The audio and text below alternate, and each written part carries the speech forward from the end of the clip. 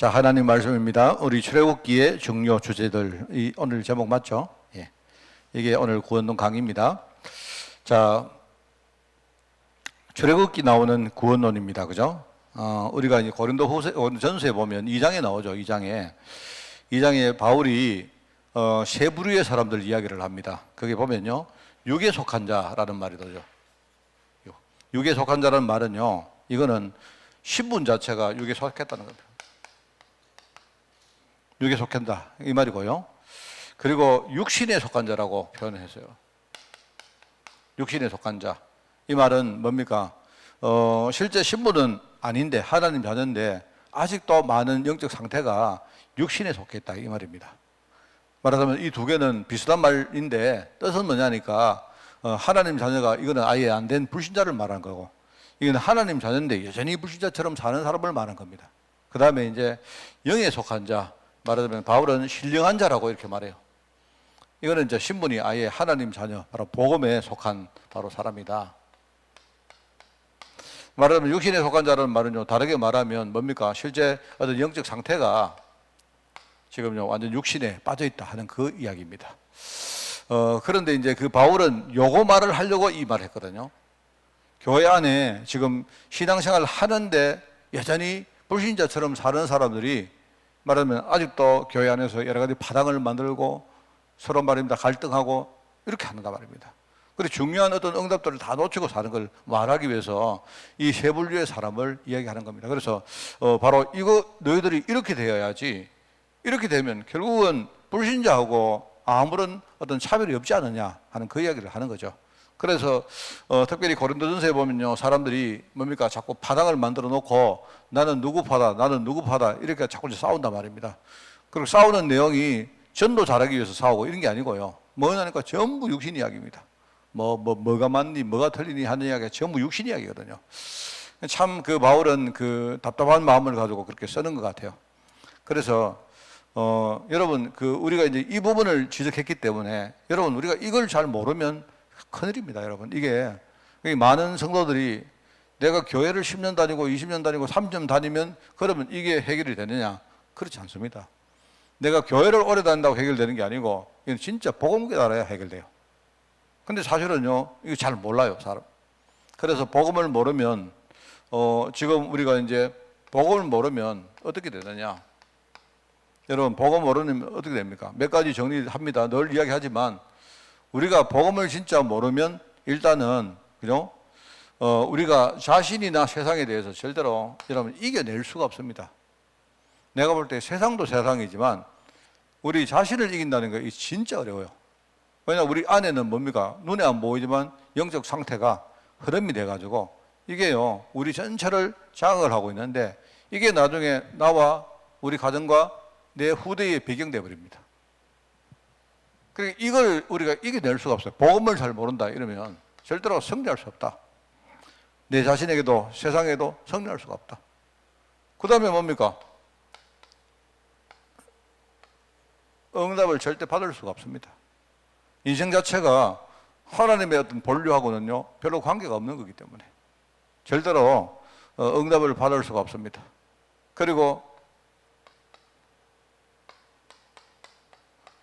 자기 인생의 진짜 중요한 사명은요 절대로 못 깨닫고 전도하고 관계없는 인생 되어버린 겁니다.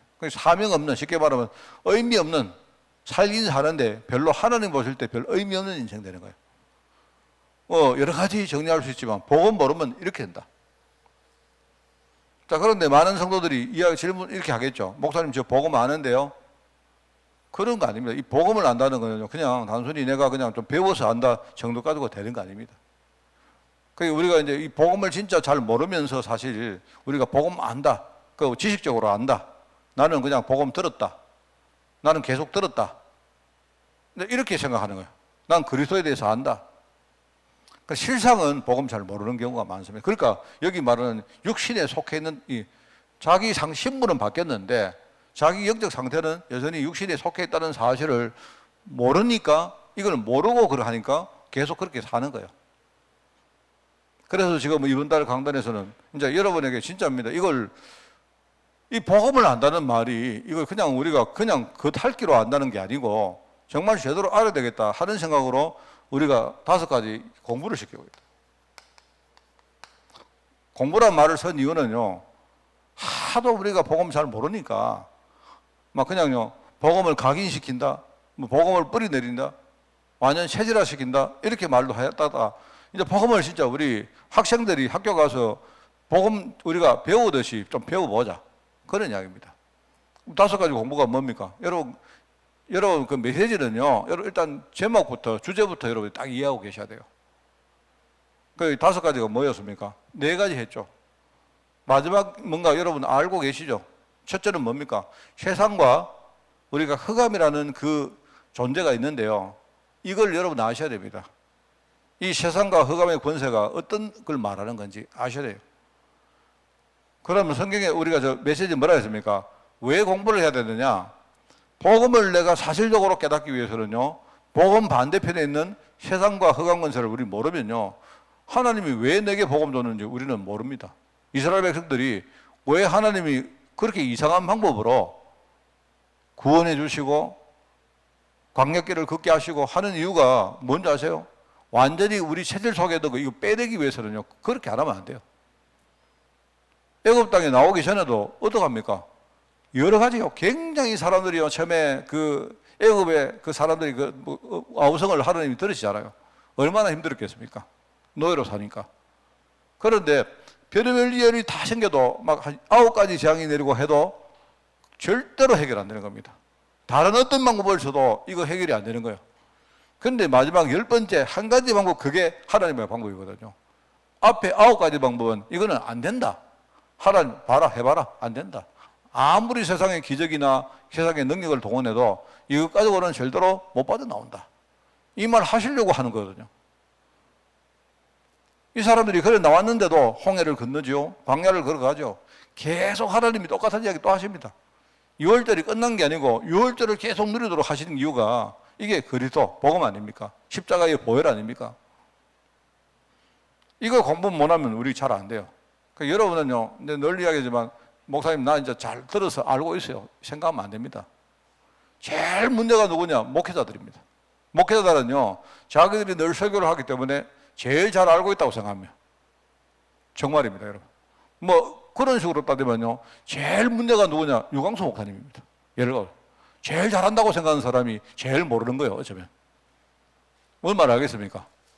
이게 영적인 문제는 그런 게 아닌데, 이걸 몰라버리면 순간적으로 아차 놓치면요, 완전히 사단이요, 만년 역사해버립니다. 지금 많은 목회자들이 그러고 있다니까요, 여러 가지로. 이게, 그래서 이제, 흑암과 이 세상이라는 이 원세가 실제 존재하고 있구나. 이게 왜 존재하고, 어떻게 존재하고, 이게 나중에 목적이 무엇이고, 어떤 식으로 이게 역사를 하는지 우리가 알고, 이게요, 나중에 어떤 열매를 낳는지 이거 진짜 알아야 됩니다, 여러분. 이거 모르면 내가 볼 때 막 천에 없는 박사라도 소용없는 거예요. 자, 그리고 우리가 복음을 아는 정도 가지고는 안 되죠. 진짜 복음 속에는 우리 과실을 따먹어야 안 됩니까? 그 안에는 축복과 응답을 누려야 되잖아요. 그래서 우리가 하나님에 대해서 깊이 공부하는 거예요. 그게 지금 우리 7월 달에 메시지를 듣는 우리 중요한 맥락입니다, 여러분. 그리고 이제 그거 2개만 우리가 알면 내가 볼 때 돼요. 되는데 현실적으로 우리 삶에 자꾸 종교라는 게 이게 자꾸 생겨가지고요, 우리를 자꾸 속이거든. 나는 종교생활을 하기 싫은데 나도 모르게 어느 날 종교생활을 하고 있어요. 왜 그렇습니까? 우리가 자꾸 종교 복음 말씀 듣다 보니까요, 마음이 이제는 딱딱해진단 말입니다. 그래서 우리 좋은 씨앗을 뿌릴 때에 옥토에 뿌리는 이야기하고 길가 땅과 돌짝밭과 돌밭이라는 말은 뭐라 했습니까? 돌밭은 지금 우리 메시지를 하면요, 우리 속에 숨어 있는요, 돌 같은 문제들입니다. 그 옛날에 우리 이런 메시지 들어봤지 않습니까? 옛날에 상처 이야기를 할 때 옛날에 썬뿌리 이런 말 했잖아요, 썬뿌리. 그러니까 이 상처가요, 우리 안에 굉장히 이렇게 깊이 잠복을 하고 있는데, 거기는 뿌리라고 해요, 뿌리. 뭔가 썬뿌리라고 했죠. 이게 있는데 사람들은 그거 모른다니까요.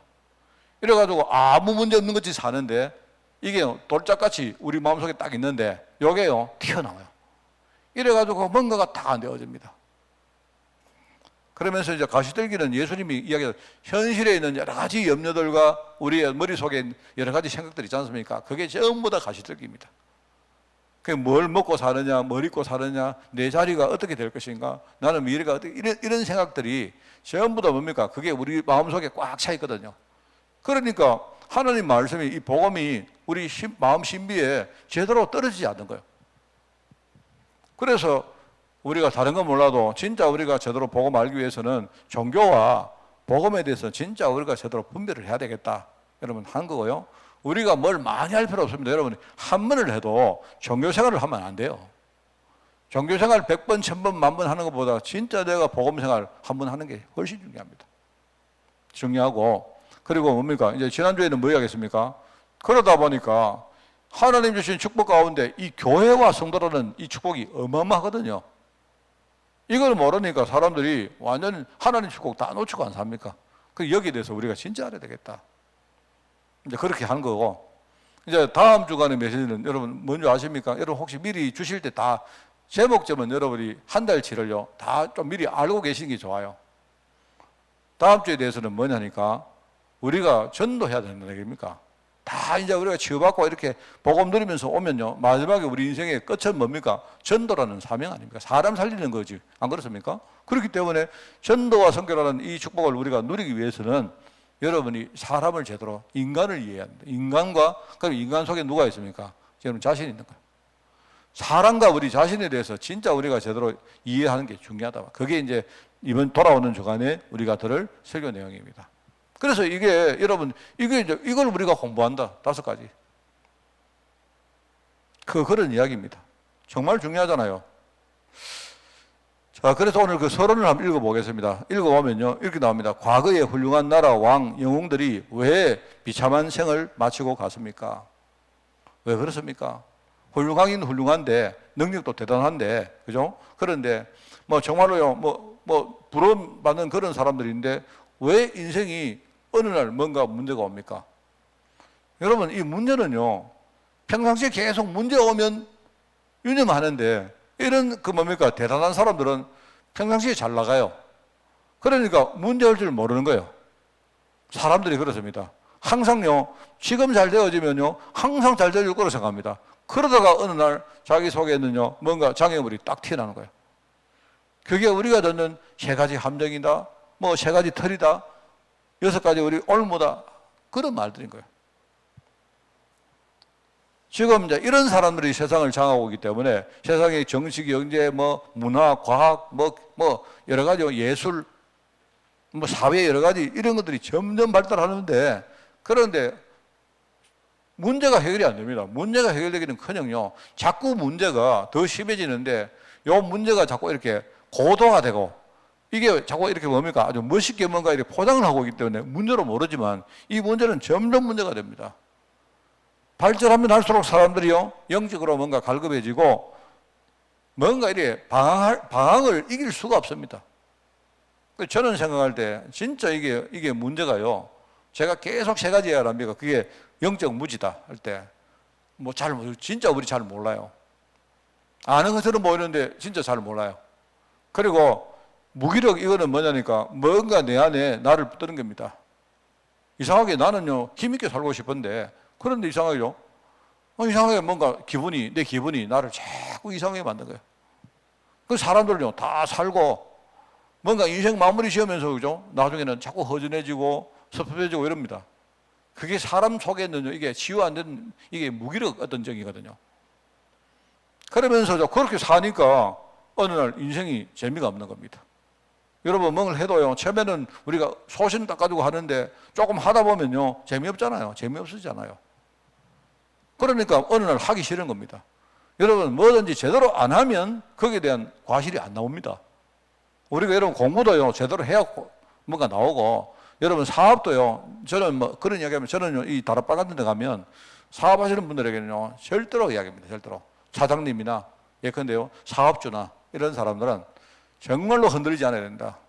그래가지고 좀 힘들어도 내가 절대로 흔들리지 않고 내 자신을 딱 붙들고 있으면 시간이 딱 지나면 어느 날 뭔가 때가 온다. 문제는 우리가, 여러분, 우리 사업장 같은 데 가면요, 사람들이 목사님 오셨습니까? 목사님 오늘 우리 사업장 잘 되게 기도해 주세요 이러는데 저는 그 이야기를 절대로 반대합니다. 옛날에는 막 그냥 뭐 그러면 내가 기도하려고 하는데 진짜 내가 소통되는 사람한테는요, 그게 아니다 합니다. 내가 기도해 준다고 여기 사업장에 축복이 오는 게 아니고 하나님은 당신을 중심으로 만들어가 하는 축복을 주시게 돼 있다. 근데 문제는요, 센터에 기둥되어 있는 당신이 흔들리고 있으니까 안 되잖아요. 그럼 내가 여기 오는 이유가 뭐냐?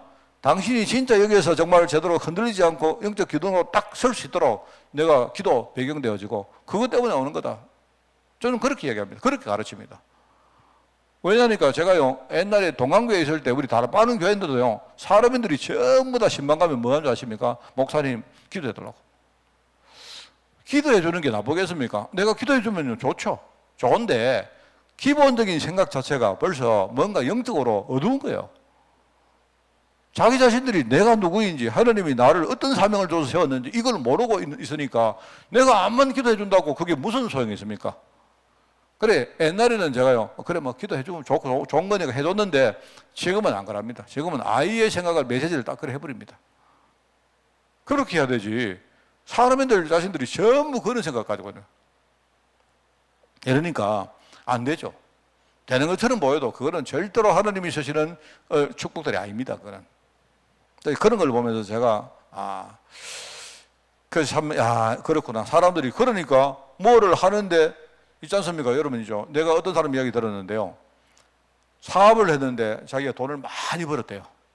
성공했대요. 그래 성공했는데 성공하고 나니까 어느 날 돈 의미가 내가 뭐 하려고 이렇게 돈 벌었나 이러 싶더래요.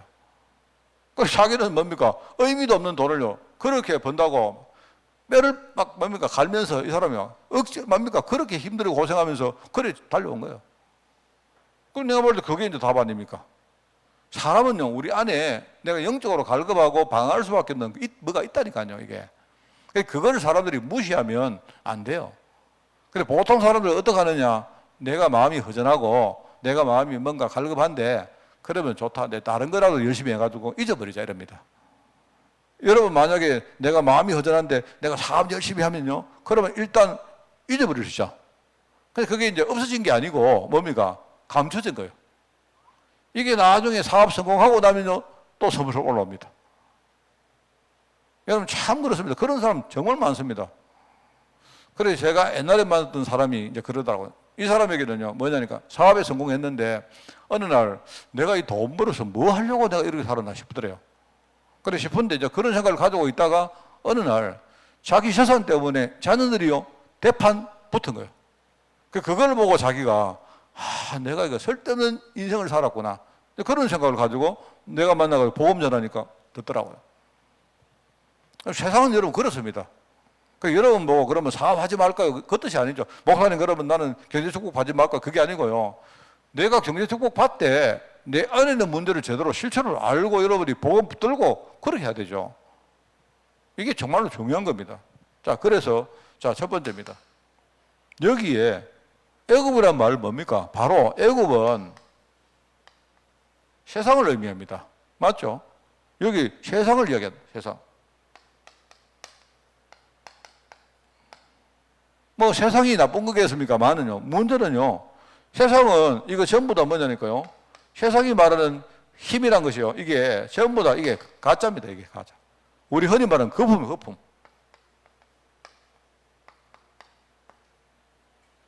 거품입니다. 제가 옛날에 우리 금융기획팀에 제가 지도 목사를 할 때 한번 제가 이제 그랬던 적이 한 번 있어요. 그때 이제 이 금융기획팀이 1년에 한 번씩 랩런스들을 데리고 그때 이제 캠프를 늘 했거든요. 했는데 한 번은 이제 보통 때는 이제 캠프 하면요. 제가 개강 예배 같은 거, 개회 예배를 주로 제가 메시지를 하고 이랬는데 한 번은 어떻게 이제 하다 보니까 그 캠프를 할 때에 그 캠프 참여한 스태프들이 말하자면 각 금융기관에 다니는 실제 그런 어떤 뭡니까 직장인들인데 이 사람들이 우리도 스텝 수련회를 한번 하자 이렇게 된 거예요. 자기들끼리 이제 예컨대 리더 수련회 하고 그다음에 WRC를 할 때 스텝 수련회 하는 거 보니까 자기들 좋아 보였던가 봐. 이래가지고 자기들끼리 미리 모여가지고 은혜 받고 이렇게 수련회를 한번 하자 해가지고 제가 한번 예언교에 올라간 적이 한번 있습니다. 그래 올라갔는데 가니까요. 예를 들어 가지고 말입니다. 막 국내 내외에 유수한 뭐 금융기관, 보험회사, 증권회사 뭐 이런 친구들이 꽉 있는 겁니다.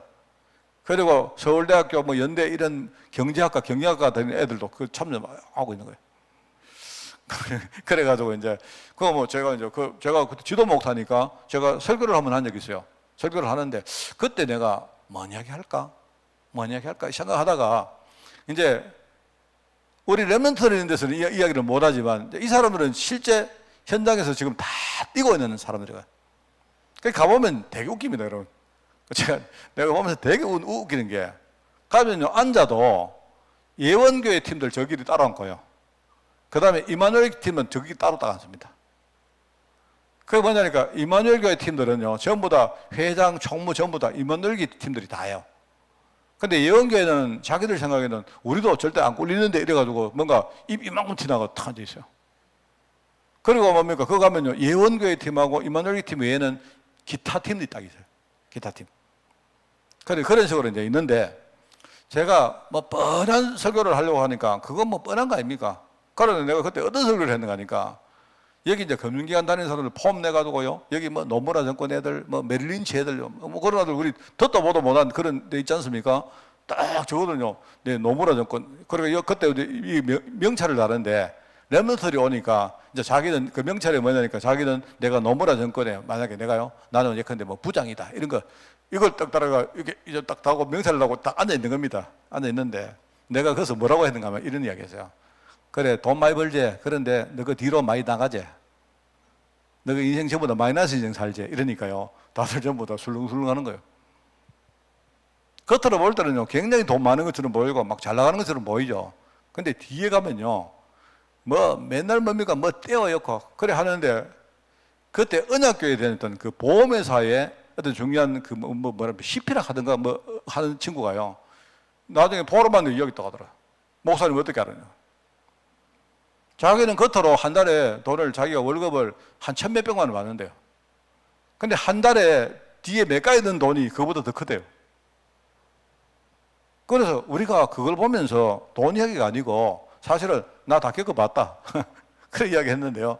그런데 문제는 이걸 여러분이 알면 뭔가 그 배후에는 그걸 여러분 진짜 알아야 된다. 왜? 랩런트 애들이 그것만 보고 이야 뭔가 보니까 우리 금융인들이 보니까 막 멋있게 보인다. 이래가지고는 나중에 애들 다 자빠진다. 현장에 나가면 전부 다 자빠진다. 실속 없는 인생 산다. 그래가지고는 절대 세금을 못 받는다. 그리고 당신들이 내가 어느 회사 다니고 내가 뭐 직위가 뭐 이래 폼내는 거 그거 하지 말고 진짜 뒤에 금융 뒤에 감춰져 있는 이런 중요한 것들을 애들에게 전달해 줘야 된다. 정말로 여러분들이 막 폼내고 이런 거 절대 하지 마라. 내가 그런 이야기 한 적 있거든. 그래서 내가 한 가지 내 말이 통했던 게 나도 당신들 다 겪어봤다. 내가 그냥 목사 같으면 뭐 자기들 뭐 웃었겠죠. 나 다 겪어봤다. 나 그런 이야기 했거든. 그래 하니까 그 중에 몇몇은 딱 이걸 받아들인 거죠. 그래가지고 언약교회 그 CP 그 보험회사장이 이 친구가요. 나중에 이야기하더라고. 아, 정말 우리 그렇게 해야 되지. 맨날 우리요, 막 보험, 랩런트, 서밋 이러다가 애들 절대 다 망친다. 뭐 그런 이야기 하던 거예요. 저는 그렇다고 생각합니다. 그게요, 세상 뒤에 있는 거거든요. 이게 힘인 것처럼 보이는데 전부 거품입니다.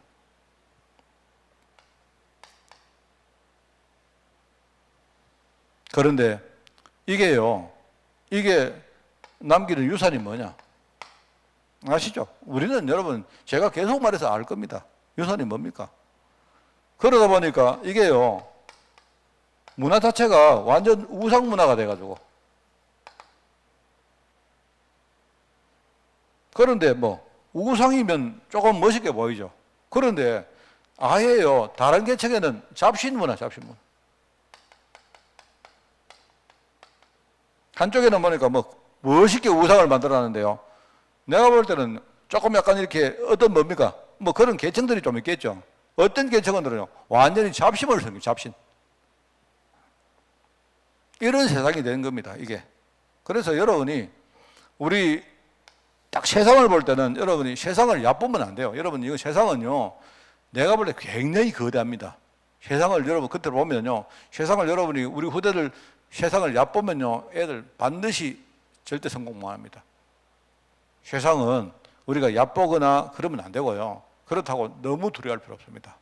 있는 그대로 실체를 딱 알고 애들이요, 그걸 제대로 딱 이렇게 대처하면서 뭔가 우리가 배우면서 참고도 하고 하면서 뭡니까? 내가 분별하고 극복하도록 만들어야 되거든요. 이게 굉장히 중요합니다, 여러분. 그게 바로 여기 출애굽기가 말하는 애굽이라는 배경을 말한 겁니다. 세상을 말한 거죠. 여러분은 뭐 너무 많이 들어가지고 알 거라고 생각합니다.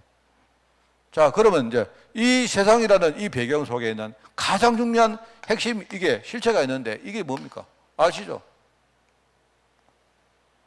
이번 달에 우리가 첫 번째로 공부했던 내용이 바로 이 내용입니다. 이 내용. 그죠? 바로왕이라는 거예요, 바로.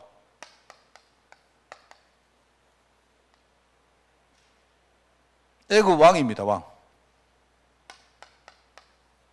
왕인데 이게 가짜 왕이라 했죠, 가짜 왕. 애굽 왕이 바로가 애굽을 다스리는 것처럼 보이지만 그렇지 않습니다. 바로 배경에 바로 세상 임금인 사단이 딱 도사리고 있어요. 이게요, 애굽 국민들을 전부 다 바로 여기는 이 우상 문화에 완전히 빠지게 만듭니다. 창세기 6장은 뭐냐? 우상 문화에 빠진 결과가 창세기 6장입니다. 그게요. 이렇게 하고 결국은요, 민족을, 하나님 백성들을 전부 다 뭐냐니까 노예로 만들었다.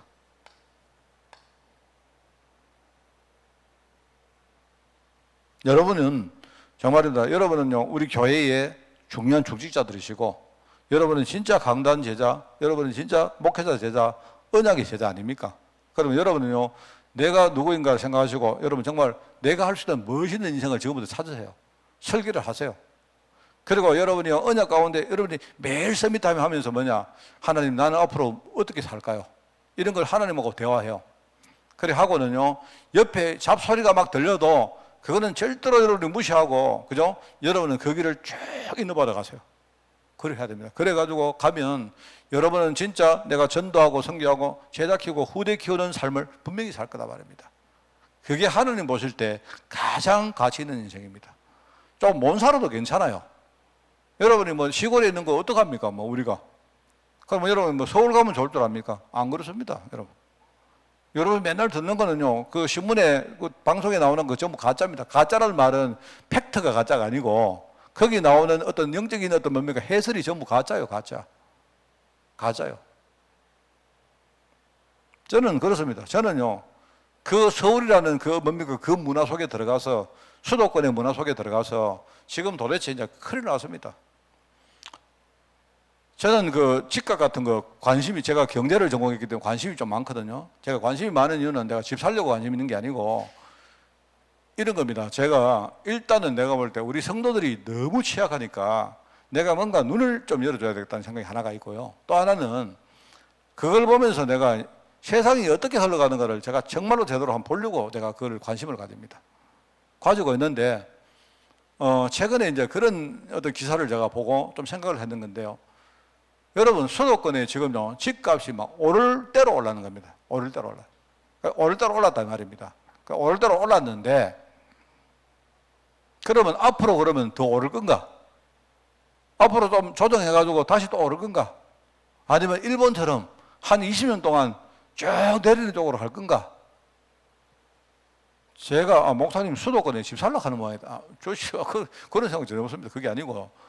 제가요, 우리 후대들 보니까 얘들이 지금요, 막 그런 이야기를 듣고는 애들이 막 정신을 못 차리고 있는 겁니다. 제가 볼 때. 그럼 만약에 돈이 있는데 우리 후대가 자기 돈 가지고, 목사님 이번에 내가 서울에서 내가 집 한 개 샀습니다. 그거 기쁜 일이죠. 안 그렇습니까? 우리 종성이가 만약에, 목사님 내가 열심히 저축해가지고 서울에 내가 뭐 좀 비싸지만 집 한 개 샀습니다. 얼마나 축하할 일입니까? 그런 축하할 일인데, 이 녀석이 막 돈이 없는데 막 빚내가지고요, 억지로 뭡니까? 막 흔히 말하는 영혼을 막 끌어내가지고 이래 샀다. 난 그런 생각하니까, 정말 내가 막 너무 이렇게 끔찍한 거 있죠. 이래가지고 평생 뭡니까? 빚의 노예가 돼가지고 이거 해결을 못하고 이렇게 산다면 도대체 어떡하나, 이게. 저 그런 마음입니다, 그런. 저는요, 요새 랩런트들이 전부 그래요. 그래서 제가 이제 보니까 저는 그런 생각합니다. 크게 볼 때, 한국에서 지금요 집값이 올라가는 이유가 여러 가지가 있는데요. 그 중에 한 개가 최근에 자꾸 뭡니까? 이제 지방에서 서울로 수도권으로 자꾸 올라가는 이런 경향이 있고요. 자꾸 올라간다 하니까 사람들이 뭐 더 조바심을 내고 더 전부 다 그렇게 마음이 실제 삶이 집중이 되어집니다. 그런데 제가 볼 때는요, 수도권에 이제 올라갈 사람 대부분 다 올라가세요. 이제는 더 이상 지금까지 올라간 사람보다는요, 이제는 그 속도가 확 떨어집니다. 틀림없습니다. 제가 보세요. 인구 통계가 그래 나와요. 인구 통계가 그러니까 이제 요 한 10년, 5년, 10년 사이에요. 굉장히 많은 젊은 층들이요, 수도권으로 막 이렇게 가세요.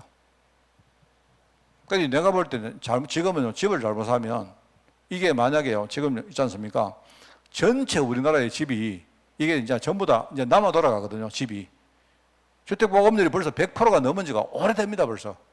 그러니까 한 가구당 한 집은 다 돌아간다는 말입니다. 집 없는 사람은요, 다른 사람이 집을 몇 개 가지고 있어서 없는 거지. 자, 그러면 어디서 오느냐? 이제 지방에서는 뭐냐니까, 이제 완전히 뭡니까? 공동현상 일어나는 거예요. 사실 수도권에도 집은 대부분 누가 가지고 있는 거예요? 집은 주로 연세 든 분들이 다 가지고 있습니다. 왜? 돈을 그분들이 다 가지고 있기 때문에. 젊은 층들은요, 그 돈을 가질 수가 없어요. 그럼 어떻게 됩니까? 연세 든 분들이 자기 자녀들에게 상속을 안 해주면 어떻게 되죠? 이제는요, 점점 노쇠화가 심해지면요, 이 집도 따라가지고 동조가 되는 겁니다. 이게 이제 젊은 층들에게 집이 가는 과정에서 이 집이 까딱 잘못하면요, 일본처럼 그렇게 될 가능성이 많아요.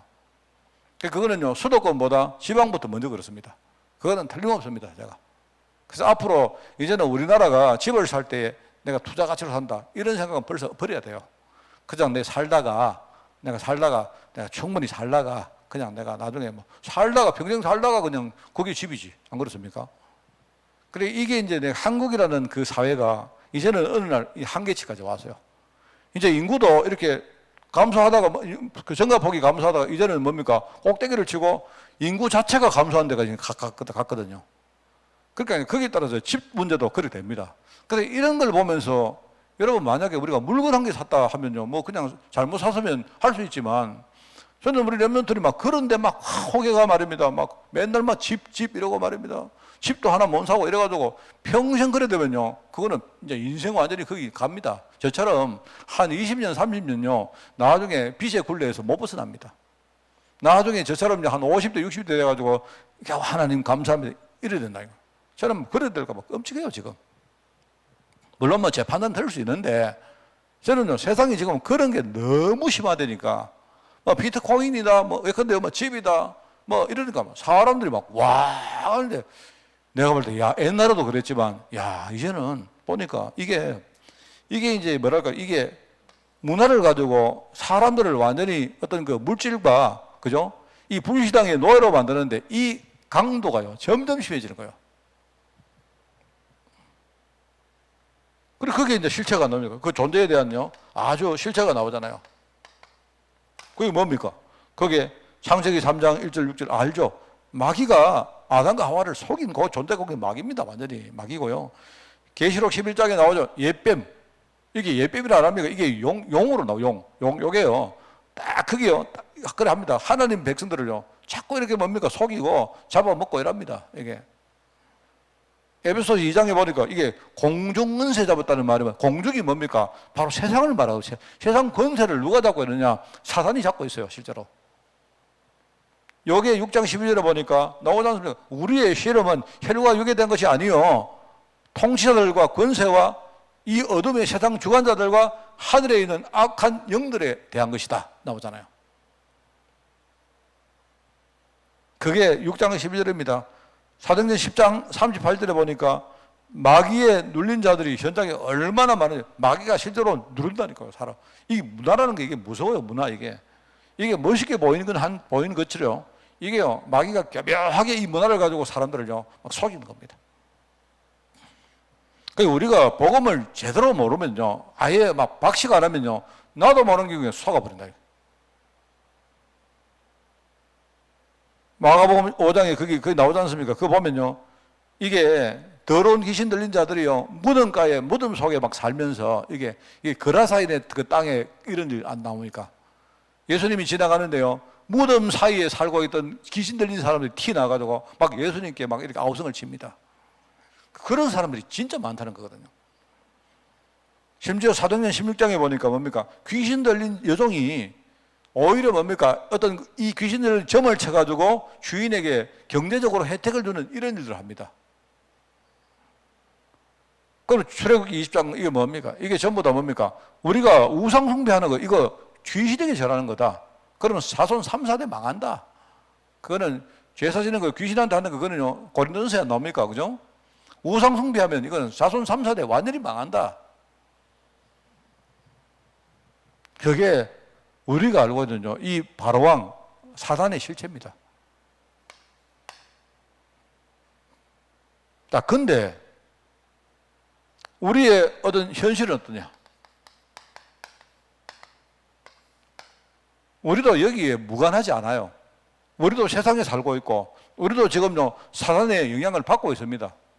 그런데 이게요, 애굽에 나타난 재앙과 기적이란 말은요, 이거 우리의 현실을 말하거든요. 영적 현실. 오직입니다, 오직.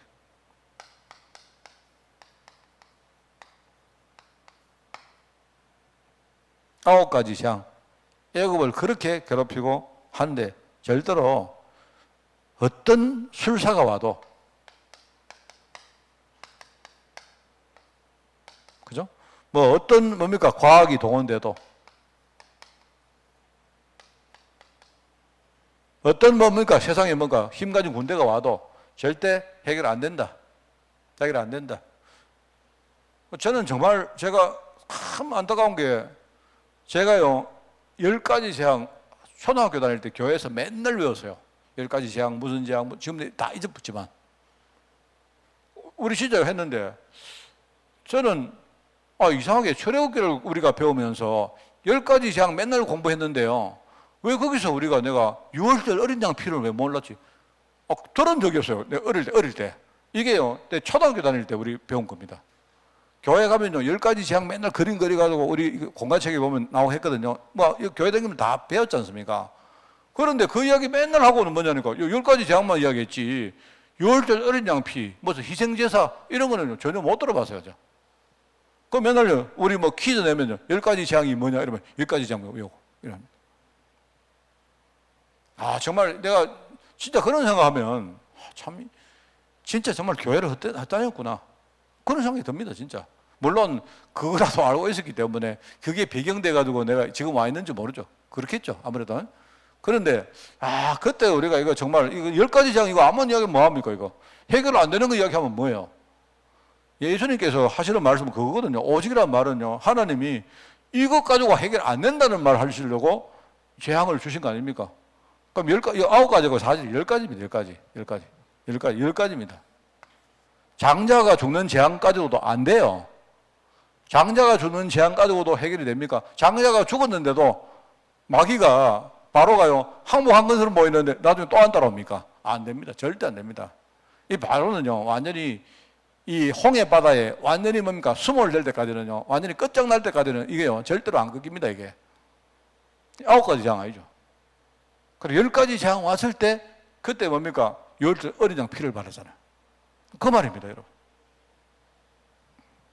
그게 우리가 말하는, 여러분, 어떤, 뭐랄까요? 영적인 상태가 뭐다? 이 상태가 흐름이 돼가지고, 여러분, 흐름이 한번 돼보면요, 해결하기가 진짜 힘듭니다. 여러분이 만약에, 그죠? 내가 안 그렇습니까? 여러분이 만약에 오늘 배가 고파요. 배가 고픈데, 그거는 내 영적 상태입니다. 그런데, 배가 고프면, 내가 배가 고프면 여러분이요, 밥을 먹으면 내가 배고픈 상태가 해결이 됩니다. 되죠?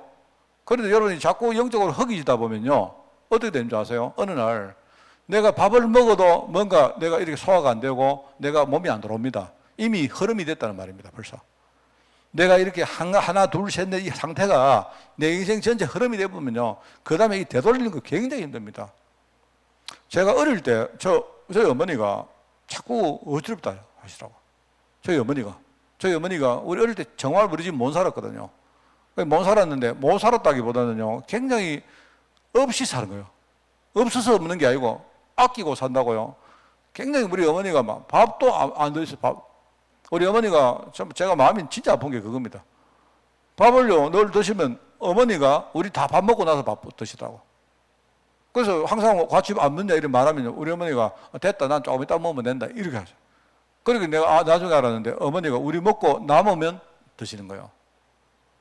근데 우리 어머니가 자꾸 뭡니까 이렇게 두 가지 정체가 있었는데 혈압이 높으셨고 한 개는요 밥을 안 먹으면 배가 고파가지고 자꾸 어지러워요. 그래 내가 참 그거 보면서 나중에 어릴 때 제 마음 몰랐죠. 제가 몰랐는데 제가 사실 그런 생각하면 지금도 가슴이 막 메어집니다. 제가 메어지는데 근데 우리 어머니 그 두 가지 정체를 제가 가지고 있어요. 제가 똑같이 가지고 있어요. 저도 이렇게 뭔가 어릴 때부터 뭐 이렇게 먹고 소화시키고 하는 이게 기능이 잘 안 돼가지고 지금도 많이 못 먹고 저는요 배가 고프면 바로 어지럽습니다. 저는 어느 정도 어지러우냐 저는요 막 배가 고프면 그 자리에서 뭐 안 먹으면 어지러워요. 그 누가 내보고 당뇨가 있는가 그럼 저 당뇨 전혀 없어요. 그런데 이게 뭐 우리가 배고픔이란 이게 한 번 두 번 되는데 막 계속 그렇게 사시니까 나중에는요 뭘 먹어도 이게 뭐가 안 되는 거예요. 조금 이렇게 배가 불러도요 이게 몸이 안 따라오는 겁니다. 여러분 영적 상태가 영적 흐름이 돼버리면 내가 볼 때 진짜 넣습니다. 나중에 이게요 우리 인생 전체 배경 돼버리면 영적 배경 돼버리면요 내가 볼 때 이거 정말 힘듭니다. 제가 최근에 뭐 여러분도 혹시 들었는가 몰라도요 어떤 목사님이 난 그 목사님 진짜 잘 알아요. 내가 볼 때 막 이 목사님은요 돈 때문에 맨날 문제 봐요. 그래서 내가 최근에 들은 이야기로는 정말 진짜가 뭐 이야기가 들리는데 뭐 목사님이 뭐냐 교회 돈 가지고요 뭐 이렇게 막 돈을 좀 많이 쓴 정도가 아니고 내가 볼 때 막 그 교회 막 이렇게 지금 교회가 막 두 파로 나눠가 막 우리 막 큰 교회인데 내가 여러분 누구라고 얘기하면 다 아세요. 이래가지고 막 교회 가지고 막 완전히 뭐 분열될 정도로 지금 싸우고 앉는다. 그 걷기가 뭐냐니까 한쪽에서 목사님 교회 돈을 횡령했다고요. 지금 고소를 했는지 안 했는지 이러고 있어요. 그래서 저는 내가 왜 그 말을 하는가 하면 그 목사님을 내가 옛날부터 알아요. 그 목사님은요 능력이 굉장히 출중하기 때문에 교회가 잘 되는 것처럼 보이는데요 항상 교회에 문제가 오는데 돈 문제로 와요. 돈 문제로 오는데 그 최근에 이야기 들어보니까 작년에 막 교회 돈을 몇 억을 이렇게 사적으로 써요. 그리고 최근에 들린 이야기는요 목사님이 막 교회 뭡니까 교회 뭐죠 그 사택에다가 뭐 이제 그런 말들 하도록 사람들은 설왕설래 안 합니까? 교회 사택에 이 뭡니까 그 말하죠 가구 뭐죠 소파를 샀는데 막 소파를 7천만 원짜리를 사가지고 이게 지금요 이태리에서 사가지고 지금 배 타고 오는 중이래요. 난 그 이야기 듣고 진짜가 에이 또 사람들 너무 또 과장한 거 아이가. 그런데 이제 이야기를 쭉 들어보니까 맥락이 내용이 진짜인지 가든지 몰라도요 맥락은 내가 알아요. 그 목사님은 계속 돈 문제 왔어요. 교회는 항상 잘 됐습니다. 잘 됐는데 잘 되다가 돈 문제 와가지고 교회가 팍 그럼 이분은요 그 자리에서 딴 데로 이사 가요. 이래가지고 자기 능력까지 또 교회 또 개척해요. 해가지고 또 교회 열심히 해가지고 살리 놓으면요 또 탁 그래요. 교회 운영 어떻게 하는지 아십니까? 항상요 교회 성도들 전부 다 목사 꼬붕입니다. 전부 다. 그 목사님은. 이래가지고 장로들 몇 분이 목사님들 돈 가져오라면요 무조건 갖다 줘요. 충성파들이. 이래가지고 말입니다. 뭐 재직회를 할 때 재직회도 안 해요. 재직회도 뭡니까? 뭐 어떻게 했다 하고는 다 끝내버려요. 이런 이야기를 들으니까 1년에 가져간 돈이 뭐 4억을 가져갔다네. 참 돈도 많다. 내가 볼 때 돈도 많다. 돈도 많고 내가 볼 때 정말 그거는 내가 그 교회 이야기했습니다. 그 교회 한 사람 한 장로가 있어가 너 장로들이 잘못한 거다. 장로들이 목사를 제대로 견제 안 하고 그렇게 전부 다 아멘하고 하니까 너가 전부 망하는 거다. 전부 다 큰일 난다. 내가 볼 때 나는 정말 그 목사의 영적 문제인데 자기도 모르는 거예요. 그게 저는 그 몇 번이나 봤어요. 제가 전도사 때부터 봤어요. 그분 참 이게 얼마나 참 무서운 겁니까, 여러분? 그 자기는 영적 문제 숨어 있는데 모르고 있단 말입니다. 모르고. 그래서 제가 어떤 그 목사님하고 또 다른 어떤 목사님하고 그 이야기를 하다가 내가 좀 이야기를 했어요. 어떤 분에게 내가 굉장히 어떤 불신하고 이렇게 마음에 그 하는 목사님 한 분 계셨는데요. 내가 이야기했습니다. 아니다. 하나님 살아 계신다. 그런데 살아 계시는데 우리 진짜 그런 거 쳐다보지 말고 우리 진짜 앉아가지고 붕 뜨면 안 된다. 내가 있는 현장에 하나님의 음성 잘 듣고 전도운동 해야 된다. 우리 그것만 하면 된다. 그러면서 제가 사실은 우리 교회에 나는 사실 보니까 시골에 지금 여러 가지 상태가 뭐 이렇다. 그런데 나는 낙심 안 한다. 그거 하나님이 하시는 거기 때문에 나는 거기서 하나님 음성을 늘 듣고 내가 그 이야기 했거든요. 우리 갈렙 공동체 응답에 대해서 내가 이런 거 찾고 나는 그렇게 가려고 한다. 그 뭐 사람들 볼 때는 그거 잘한다 못한다 이게 아니고 그 하나님의 음성이기 때문에 나는 분명히 그 다음에 가면 그 안에 축복이 있다고 생각한다. 나는 정말 그렇게 믿는다. 이러면서 뭡니까 이야기를 하니까 어느 한 교회에서 이제 그것도 좀 시골에 있는 교회인데 지금 내가 와서 캠프를 좀 우리 갈렙 제자 같은 캠프를 이끌어 달래요. 그 이야기를 해가지고 내가 간다고 그 약속을 했는데 이제 그게 내일 모레입니다. 모레인데 그런데 또 내일 모레 우리 장로님들이 갑자기 탁 이렇게 난 몰랐는데 장로님들이 뭡니까 이렇게 기도해야 한다 해가지고 제가 어쩌고 해가지고 지금 그러고 있습니다. 지금. 오히려 뭐 제가 출타를 할 때 장로님들 더 세게 기도하는 게 맞나 싶기도 하고 말입니다. 아 그날 내가 같이 해야 될 거도 싶기도 하고 뭐 그렇습니다. 뭐 아직까지 그 목사님한테 내가 다음에 하면 안 되나 했는데 대답이 없거든요. 지금 없어가지고 내가 기다리고 있는데 여러분 정말입니다. 저는 이거 하나님의 음성 듣고 하는 거기 때문에 여러분이 딱 아셔야 돼요. 우리 안에 현실이 뭐냐 딱 복음 붙들어야 됩니다. 그냥 대충 여러분이 뭘 배워가지고 그 정도가 안 됩니다. 여러분 정말 내 자신을 이길 복음이 뭔가 생각하시고 여러분이 그거 딱 붙들고 매주 여러분이 그죠 나를 살리는 시간 딱 가지시고 해야 돼요.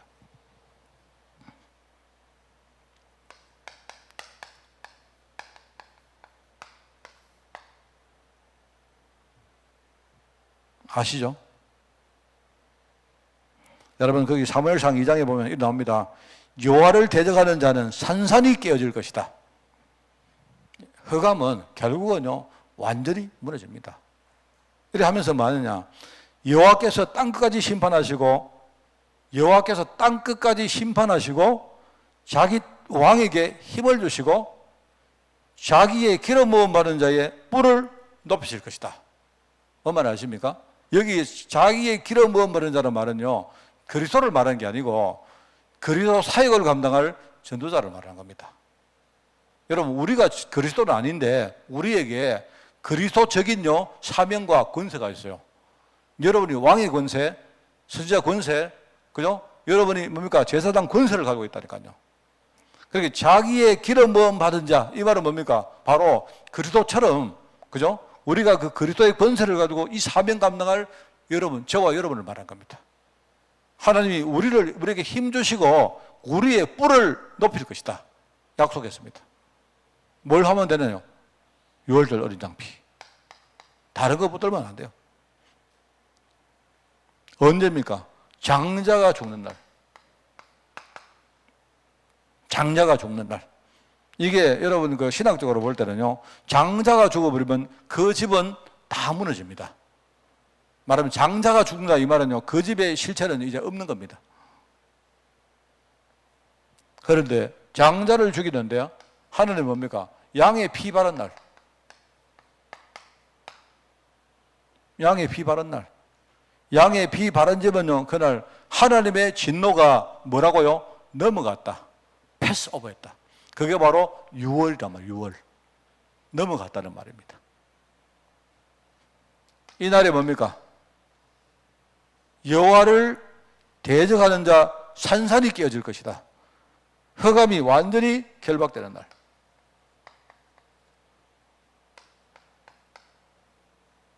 이 날이 뭡니까?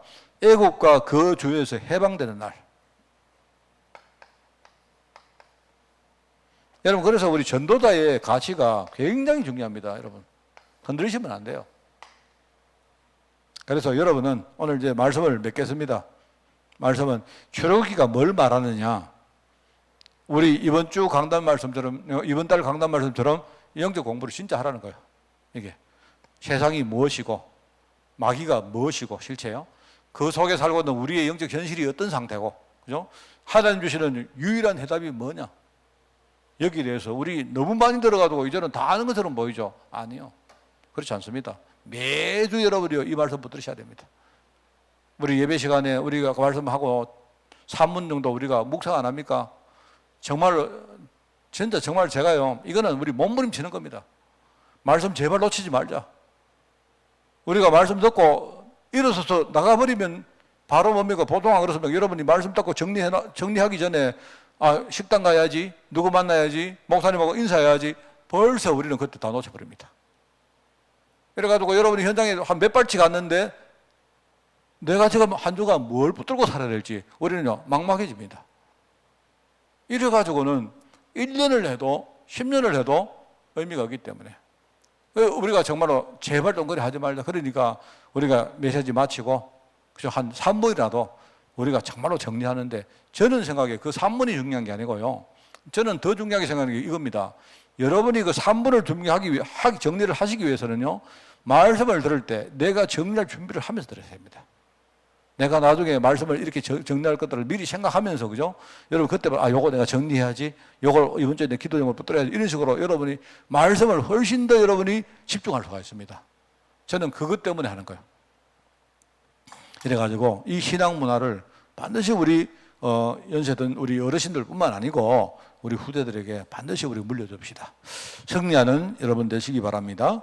하나님 아버지, 우리가 하나님 자녀로 부름받아서 그동안 육신에 매여 많은 것들을 놓치고 살았지만 오직 복음, 오직 유일성의 응답들, 우리 재창조의 사명을 가지고 내 자신을 바꾸고 내 현장에 정말 하나님 문화를 회복하며 또 나아가서 우리 후대에게 중요한 영적 배경을 물려줄 수 있도록 주님이 우리 교회와 우리 성도들 축복하여 주옵소서. 출애굽기에 나타난 모든 이 메시지를 가지고 이번 주에 깊은 묵상을 하는 살아있는 한 주간 될 수 있도록 저희들 축복하여 주옵소서. 감사드리며 예수님의 이름으로 기도드리옵나이다. 아멘. 우리 주 예수 그리스도의 은혜와 하나님의 크고 놀라운 사랑하심과 성령님의 지금 함께 하심이 정말 세상에 살면서 애굽 왕의 그동안 지배를 받아왔지만 이제 오직 그리스도 능력을 가지고 승리하기를 원하는 모든 죄의 백성들 머리머리 위에 지금부터 영원까지 항상 함께 계실지어다. 아멘.